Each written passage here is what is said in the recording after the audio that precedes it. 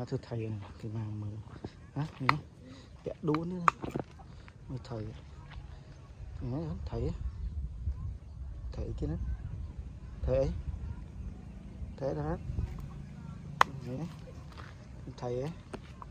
thầy ấy nắng nhé thầy ấy nắng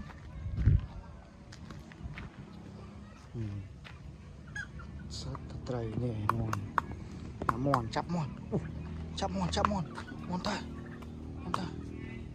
chắp mòn cúc sắp tầm mòn cúc đừng chắp mòn luôn mòn tay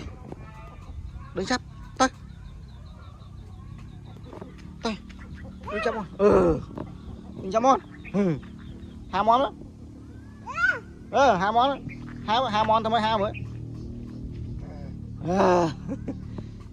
năm món tao này món tao nắng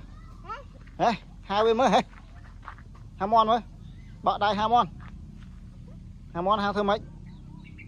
hai món mới hai thơm mấy hai món mới